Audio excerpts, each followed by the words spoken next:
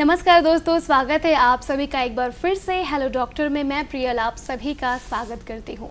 Hello doctor, जैसा कि ये कार्यक्रम आपके स्वास्थ्य के लिए ही होता है कि आप अपने स्वास्थ्य का बेहतर तरीके से ध्यान रख पाएँ। दर्शकों, जैसे आपको अपने स्वास्थ्य का, अपनी सेहत का ध्यान रखना ज़रूरी होता है, ठीक उसी प्रकार अपने शरीर के बाहरी आवरण यानी कि अपनी सुंदरता का ध्यान रखना भी बहुत ज़्यादा ज़रूरी है। तो आज का जो हमारा कार्यक्रम का विषय है वो इसी पर आधारित है, कॉस्मेटिक सर्जरी और प्लास्टिक सर्जरी से सुंदरता कैसे पाए। इसीलिए यहाँ के जाने माने cosmetic surgeon doctor Sunil Kalra हैं हमारे साथ। तो डॉक्टर साहब, बहुत बहुत स्वागत है आपका। नमस्कार। दर्शकों, आप हमें कॉल भी कर सकते हैं हमारे टोल फ्री नंबर पर। नंबर है 0771228386। डॉक्टर साहब यहाँ पर है आपके सभी सवालों का जवाब देने के लिए। तो चलिए कार्यक्रम की शुरुआत करते हैं। डॉक्टर साहब, पहला सवाल आपसे जानना चाहूँगी कि ये कॉस्मेटिक सर्जरी क्या होती है? देखिए, कॉस्मेटिक सर्जरी जो है वो प्लास्टिक सर्जरी का एक हिस्सा है जिसको हम शरीर की सुंदरता जो है उसको बढ़ाते हैं। तो ऐसी प्लास्टिक सर्जरी जो सुंदरता को बढ़ाने के लिए की जाती है उसे कॉस्मेटिक सर्जरी कहते हैं। जी जी जी। और ये शरीर के सिर से पैर तक हर अंगों की सुंदरता को बढ़ाने में काम आती है। जी जी। तो जैसा कि प्लास्टिक सर्जरी भी सुना है हमने, कॉस्मेटिक सर्जरी भी सुना है, तो दोनों में कितना फ़र्क होता है? देखिए, हम ये बोल सकते हैं कि प्लास्टिक सर्जरी जो है ना वो पितामह जैसे है, माने वो मेन सर्जरी शुरुआत उसी से हुई और उसकी जो कॉस्मेटिक सर्जरी है वो एक छोटा सा हिस्सा है। वैसे रिकंस्ट्रक्टिव सर्जरी, माइक्रो सर्जरी, ऐसे अलग अलग प्रकार की सर्जरी होती है जो सब मिल के एक प्लास्टिक सर्जरी के पार्ट में आती हैं। जी जी। तो सर, तो ऐसी प्लास्टिक सर्जरी जो सुंदरता के लिए की जाती है उसको कॉस्मेटिक सर्जरी कहते हैं। सर, जानना चाहूँगी कि ये जो सर्जरी होती है, कॉस्मेटिक सर्जरी स्पेशली पूछेंगे, कितने प्रकार की होती है? देखिए, ये बहुत प्रकार की होती है। इसमें सिर से पैर तक के हम कॉस्मेटिक सर्जरी करते हैं। अगर हम ले तो सिर में तो कई बार जैसे आपने देखा होगा कि लोगों के बालों का झड़ना बहुत हो गया है, तो उसमें जो हेयर ट्रांसप्लांट होता है वो कॉस्मेटिक सर्जरी में आती है। चेहरा है, उसके अगर नैन नक्श को ठीक करना है, नाक को ठीक करना है, थोड़ी को ठीक करना है, या पूरे चेहरे की बनावट को ही हमको चेंज करना है, वो कॉस्मेटिक सर्जरी में आ जाती है। उसी प्रकार से पूरे शरीर, मतलब चेस्ट हो, ब्रेस्ट हो, मोटापा हो, पेट का आकार हो, हाथ और पैर के जो हैं, माने ऐसी जो भी चीज़ें हैं उनको अगर हम इम्प्रूव करते हैं तो वो एक प्रकार की कॉस्मेटिक सर्जरी आती है। कई बार जन्मजात कुछ विकृतियाँ होती हैं जिनमें अंगों में कोई कमी हो जाती है, उसको हम ठीक करते हैं। कई बार कैंसर के कारण जो है उसमें रिकंस्ट्रक्टिव कॉस्मेटिक सर्जरी लगती है अगर कैंसर के ऑपरेशन के बाद। तो ऐसे अलग अलग प्रकार के कारणों में कॉस्मेटिक सर्जरी का उपयोग किया जाता है। सर, कॉस्मेटिक सर्जरी यानी अंगों को काटना तो थोड़ा बहुत पड़ता ही होगा, तो इसमें क्या पूरे ऑपरेशन जैसे ही इसकी प्रक्रिया होती है, क्या उतना ही टाइम लग जाता है रिकवरी में? क्या उतनी देख रेख करनी पड़ती है? देखिए, कॉस्मेटिक सर्जरी में ना अलग अलग प्रकार की होती हैं। कुछ कॉस्मेटिक सर्जरी जो है, माने कॉस्मेटिक सर्जरी के द्वारा जो हम इम्प्रूवमेंट लाते हैं जी। वो जैसे अगर मान लो कोई उम्र हो गई जिसको झुर्रियाँ हो गई हैं, या किसी का कालापन है, काला दाग है, या कोई बचपन का कोई निशान है, तो ऐसे जो लोग, जो ऐसी जो चीज़ें हैं उनको हम इंजेक्शन के द्वारा, केमिकल पील के द्वारा और या फिर लेज़र के द्वारा हम ठीक करते हैं। इसमें ऑपरेशन की ज़रूरत नहीं पड़ती है। जी जी। पर कुछ ऐसी कॉस्मेटिक सर्जरी है जैसे किसी के नाक को हमको ठीक करना है, या चेहरे की बनावट को ठीक करना है, या शरीर की बनावट को परमानेंट ठीक करना है, इम्प्रूव करना है, तो उसमें फिर क्या है कि ऑपरेशन की ज़रूरत पड़ती है। तो वो डिपेंड करता है कि हम कौन से शरीर के अंगों में काम कर रहे हैं और किस प्रकार का काम कर रहे हैं और क्या चीज़ हम इसमें इम्प्रूवमेंट लाना चाहते हैं। तो उसके ऊपर डिपेंड करेगा कि वो हम उसमें लेज़र से करें, कि उसमें हम केमिकल पील से करें, या ऑपरेशन से करें, या कई बार इंजेक्शन से काम होता है इसमें। जी जी। सर, जैसे कि कॉस्मेटिक सर्जरी करानी है तो क्या इस पे भी शुगर वगैरह और बाकी चीज़ों का ध्यान रखना पड़ता है, जिसकी इम्यूनिटी या फिर रिकवरी पावर जो होती है उनकी, इन सब का भी क्या इसमें ध्यान रखना पड़ता है? हाँ, ये बहुत ही अच्छा सवाल आपने पूछा है कि जैसा कि कोई भी ऑपरेशन होता है या कोई भी हम प्रोसीजर करते हैं तो एक जनरल चेकअप बॉडी का किया जाता है कि वो फिट है कि नहीं है। अगर छोटा इंजेक्शंस भी लगाना है या कोई लेज़र भी करनी है जिसमें बेहोश नहीं भी करना है, तो भी एक जनरल उनसे बातचीत करके कि क्या उनको कोई प्रॉब्लम है कि नहीं है, या हमको कोई डाउट है तो हम उनका पहले पूरा टेस्ट करते हैं, पूरा शुगर भी चेक करते हैं और भी दूसरे पैरामीटर्स होते हैं वो भी पूरा चेक करते हैं और फिटनेस मिलने के बाद ही वो काम किया जाता है। जी जी। तो वो पूरी ध्यान में सारी बातें रखना पड़ता है। मान लो हमने कोई कॉस्मेटिक सर्जरी किया और उनको शुगर है, कंट्रोल नहीं है, तो बाद में इन्फेक्शन हो गया तो उससे एक तो सर्जरी में भी खराबी आ सकती है, जो फायदा है वो भी नुकसान हो सकता है, और कई बार बहुत ज़्यादा हद तक जाए तो ज़्यादा नुकसान आता है शरीर जी में। जी। डॉक्टर साहब, इसी के साथ हमारे पहले कॉलर जुड़ चुके हैं। Hello hello. हेलो। हाँ जी, कौन बोल रहे हैं, कहाँ से बात कर रहे हैं आप? हेलो, मैं रेवाराम से बोल रहा हूँ मैडम, यहाँ माता बाजार से, जिला राजनांदगांव से। जी जी रेवा जी, राजनांदगांव से बहुत बहुत स्वागत है। क्या जानना चाहेंगे आप? हाँ, वो ये मैडम की लड़की मतलब शादी के पहले ये करना है तो उसके चेहरे पे गाल में रहता नहीं जी बरबट का, उसके सुंदरता के लिए क्या करना पड़ता है, कितना खर्चा लग जाएगा, उसके बारे में थोड़ा बताना जी आपका। डॉक्टर साहब से निवेदन है। देखो, बरहट के और ये सब जो दाग होते हैं उनको हमको देखना पड़ता है कि किस प्रकार के हैं, कितने हैं, एक है, दो हैं, और चेहरे के कौन से हिस्से में हैं। तो उनको दो प्रकार से इलाज किया जाता है, एक लेज़र से करते हैं और एक कॉस्मेटिक सर्जरी से करते हैं। तो क्या उनकी ज़रूरत होगी वो हम देख के ही उसको पूरे सही ढंग से हम उसमें बता पाएंगे कि इनका लेज़र करना है, कई बार कुछ फिलर या फैट के इंजेक्शंस होते हैं उसके कारण है, या इनको कॉस्मेटिक सर्जरी की ज़रूरत है, और उसी प्रकार से उसमें खर्चा आएगा। तो बेहतर होगा कि एक बार आप आके मिल लें, या आप हमारा नंबर लेके व्हाट्सएप से वीडियो कॉल में डिस्कस कर सकते हैं इसमें, तब हम आपको आगे की पूरी जानकारी दे पाएंगे इसमें। जी। डॉक्टर साहब, जैसा कि अभी टाइम चल रहा है कोविड का, तो इसमें ये जानना चाहूँगी कि अभी कैसे लोग सतर्कता रख रहे हैं, यानी कि अभी आते हैं कि नहीं लोग कॉस्मेटिक सर्जरी कराने, किस तरीके से आप सावधानियाँ रखते हैं? देखिए, ये अभी जो कोविड का समय है इसमें दो प्रकार के लोग हैं। कुछ लोग ऐसे हैं कि जो चाहते हैं कि अब हम खाली बैठे हैं या काम हमारे पास कम है, तो हम इस काम या समय का उपयोग करके अपनी जो कॉस्मेटिक सर्जरी है वो करा लें। और एक ऐसे भी लोग हैं जो थोड़ा अभी डर रहे हैं कि इस समय हम ना कराएं। तो हमारे पास पेशेंट्स अभी भी आ रहे हैं, सभी प्रकार की कॉस्मेटिक सर्जरी हम अभी भी कर रहे हैं। अब उसमें सावधानी ये बरतते हैं कि हम बहुत लिमिटेड अपॉइंटमेंट देते हैं। जैसे पहले एक दिन में हम 8 से 10 ऑपरेशन करते थे, तब 1 या 2 लोगों को अपॉइंटमेंट देते हैं। उनके सोशल डिस्टेंसिंग और जो भी गवर्नमेंट के जो नॉर्म्स हैं उनका पालन करते हैं। उनका हम कोविड टेस्ट कराते हैं, अगर वो निगेटिव आते हैं तभी हम उनको करते हैं। तो ये सब सावधानियाँ रखते हुए ही हम कर रहे हैं, और उस हिसाब से अपॉइंटमेंट फिक्स किए हुए हमने। जी जी सर, तो ये तो बहुत लोग अभी भी आ रहे हैं, वो चाह रहे हैं कि उनका जो समय है उसका उपयोग हो जाए, और पूरी सावधानी बरत के हम कॉस्मेटिक सर्जरी कर रहे हैं, क्योंकि हमारे यहाँ हमारे हॉस्पिटल में हम कोविड का ट्रीटमेंट नहीं करते हैं, खाली प्लांट ऑपरेशन जो है वही कर रहे हैं उसमें। जी जी। तो जैसा कि डॉक्टर साहब ने बताया कि ये बिल्कुल सेफ़ है, अगर आप चाहें तो अभी भी कॉस्मेटिक सर्जरी करा सकते हैं, क्योंकि पूरी सावधानी बरती जाती है। डॉक्टर साहब, मैं जानना चाहूँगी कि उम्र के हिसाब से जो एज ग्रुप होता है, तो कैसे एज ग्रुप वाले कैसी कॉस्मेटिक सर्जरी ज़्यादा पसंद करते हैं, या फिर पॉपुलर है एज ग्रुप के हिसाब से? देखिए, अब के समय में ऐसा है कि हर एज ग्रुप के लिए कुछ ना कुछ कॉस्मेटिक सर्जरी में है। अगर हम यंग एज लें तो जैसे एकदम यंग एज है तो उसमें आजकल बॉडी बिल्डिंग का बहुत शौक हो गया है। उनको बॉडी बनाना है, उनको 6 पैक बनाना है, या लड़कियां तो 0 फिगर बनाना है। तो पहला प्रेफरेंस ऑफ कोर्स डाइट और एक्सरसाइज से होता है, पर जो नहीं बना पाते हैं उसमें हमारे पास एक वेजर लैपोसक्शन की मशीन होती है।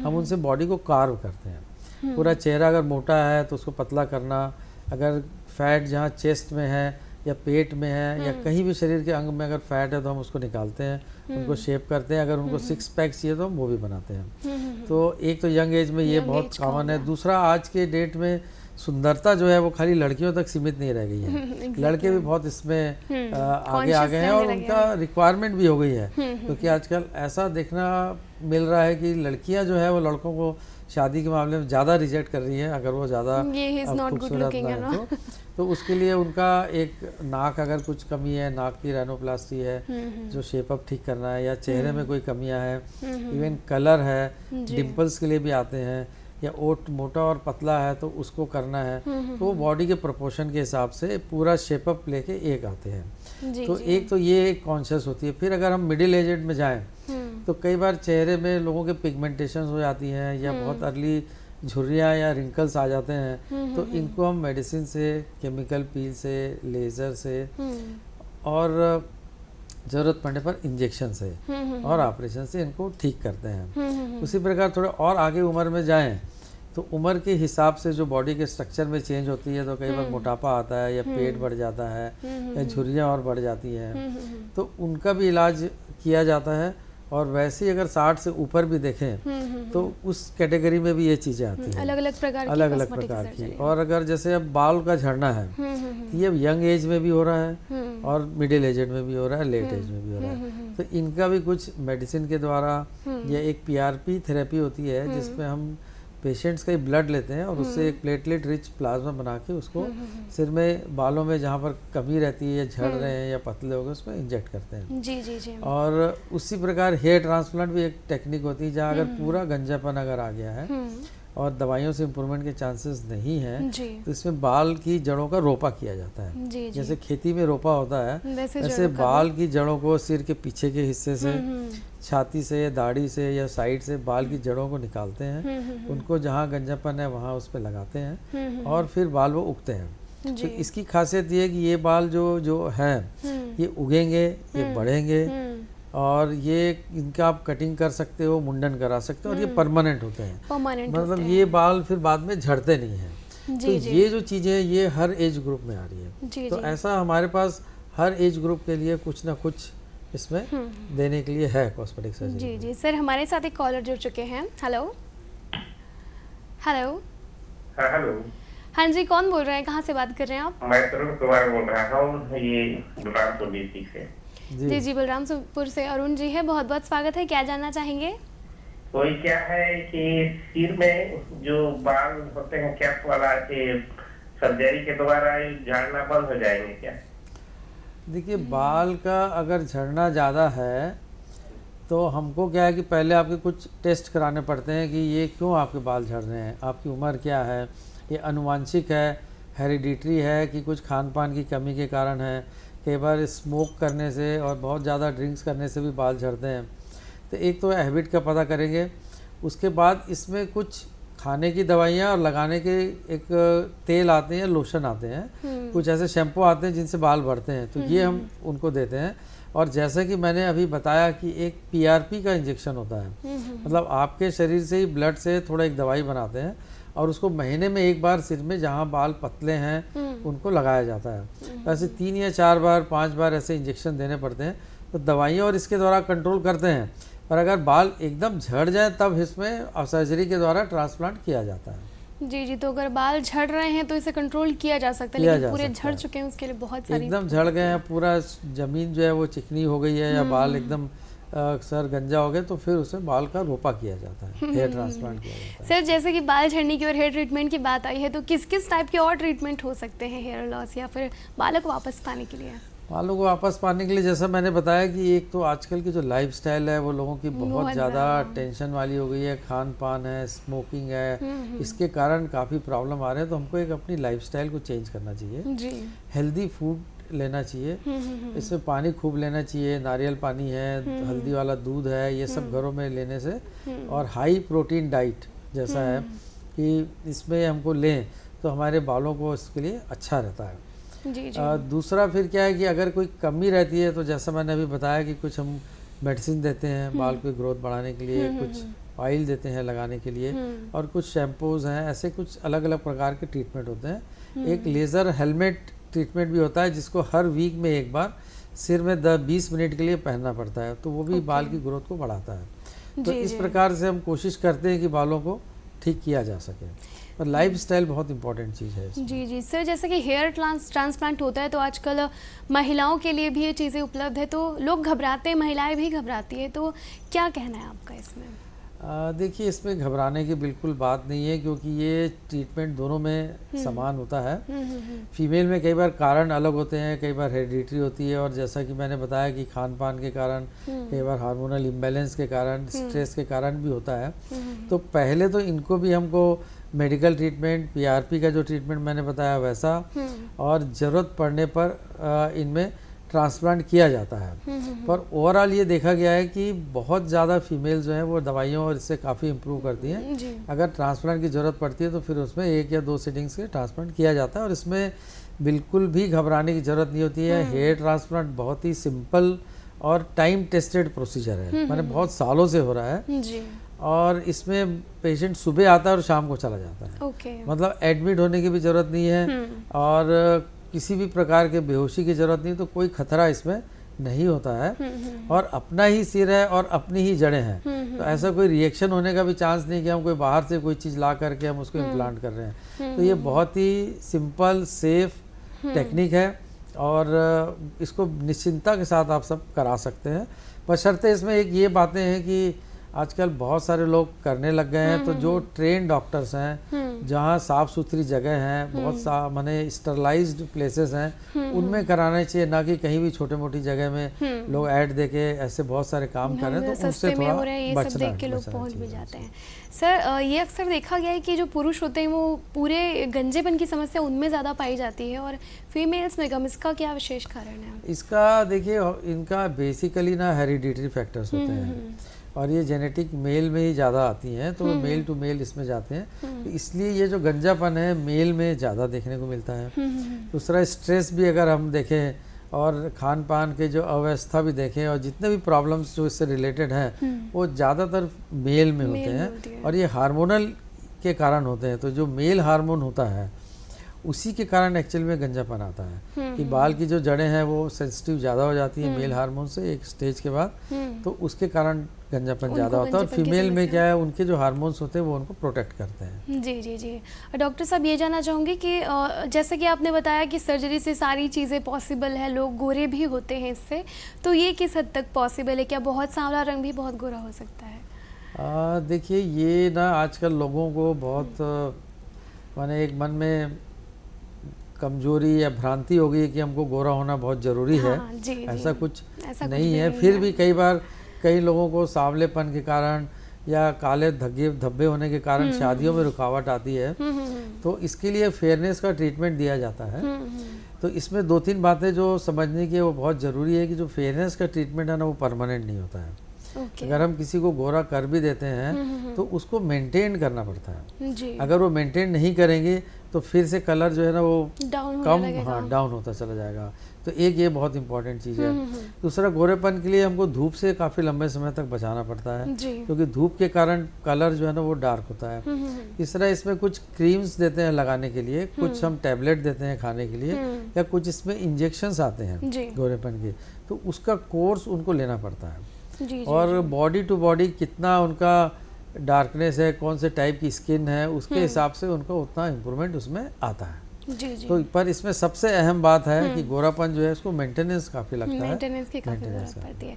सर जैसे कि एक्सीडेंट के बाद लोगों के चेहरे खराब हो जाते हैं, हाथ पैर में प्रॉब्लम, दाग धब्बे, सर इसका जवाब जानेंगे, लेकिन हमारे पास जुड़ चुके हैं, शायद ये डिस्कनेक्ट हो चुके हैं। सर मैं ये जानना चाहूँगी, जैसे एक्सीडेंट के बाद दिक्कत हो जाती है, कॉलर जुड़ चुके हैं हमारे साथ। हेलो जी जी जी, कौन बोल रहे हैं, कहाँ से बात कर रहे हैं? मैं विकास शर्मा बोल रहा हूँ जगदलपुर से। विकास जी, जगदलपुर से बहुत बहुत स्वागत है, क्या जानना चाहेंगे? मेरे 2 सवाल है मैडम। जी जी। पहला सवाल तो ये है कि जैसे हेयर ट्रांसप्लांट होता है तो उसके बाद फिर क्या कहते हैं, कोई साइड इफेक्ट आते हैं, उन साइड इफेक्ट से हम कैसे निपट सकते हैं? और दूसरा मेरा एक सवाल है कि कई बार अब क्या होता है कि कई कटे होते हैं हाथ या चेहरे पे भी कई कट के निशान होते हैं, तो उसकी प्लास्टिक सर्जरी क्या आसानी से होती है, वो निशान पूरे गायब हो जाते हैं? देखिए, आपका पहला जो सवाल है कि ट्रांसप्लांट के बाद जो साइड इफ़ेक्ट हैं, तो मैं आपको ये बताना चाहूँगा कि अगर आपका प्रॉपर ट्रीटमेंट हुआ है, प्रॉपर जगह से हुआ है, प्रॉपर डॉक्टर से हुआ है, तो इसमें ऑलमोस्ट नहीं के बराबर साइड इफ़ेक्ट होते हैं।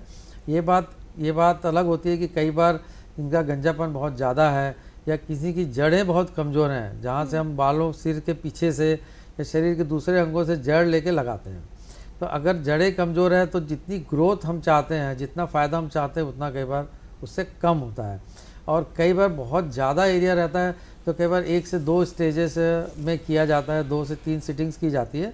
अगर ये सब चीज़ें ध्यान में रख के करें, प्रॉपर उनसे कराएं, और जो 5-7 दिन का केयर करना रहता है कोई भी ऑपरेशन के बाद, किसी भी प्रकार का अगर हम ट्रीटमेंट करते हैं तो उसका एक पोस्ट ऑफ केयर होता है, वो अगर आप थोड़ा सा फॉलो करेंगे तो इसमें कोई भी दिक्कत नहीं होती है। मैंने ये लोगों को बहुत भ्रांति है कि हेयर ट्रांसप्लांट के बाद बहुत सिर दर्द होगा या ये तकलीफ होंगी, वो तकलीफ होंगी, ऐसा इसमें कुछ भी नहीं होता है।